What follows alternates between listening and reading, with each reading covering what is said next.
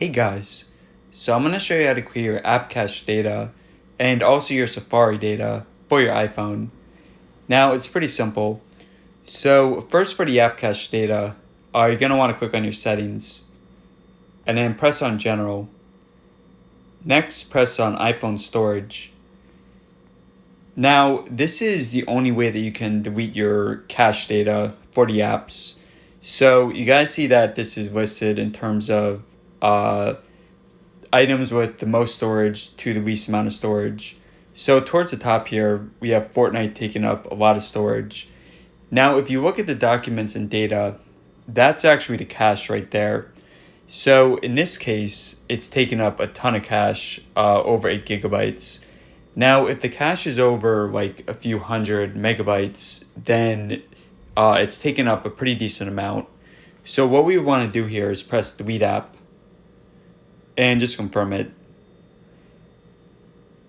Now from here, we're going to want to re-download it from the store, but you can press, of course, on a lot of these other apps. And I know, guys, I know this is not an ideal way to clear the cache. I know it's a pain having to go back and re-download the app, but this is the only way to do it for the iPhone.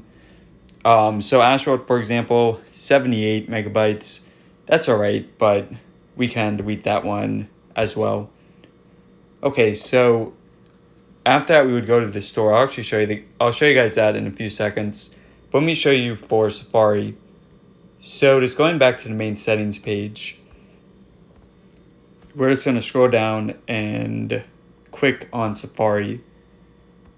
And from here, scroll down and press on clear history and data and just confirm it. Okay, so that cleared that. Now let's just go into the App Store. So yeah, from here we basically have to press on search in the bottom right and then search for Fortnite. Once again, guys, I know it's definitely annoying, but this is the way that you have to do it. So just going to press on the cloud icon. And yeah, so once this downloads, it's going to only be a few hundred megabytes, I think. Although Fortnite is a bit unique in that I think you have to download a lot of the data. So honestly, Fortnite might not be the best example for this, but you can do the same for any app. There's definitely better examples in Fortnite. But yeah, just look at which apps are taking up the most storage, the most document storage, and then delete those and re-download them.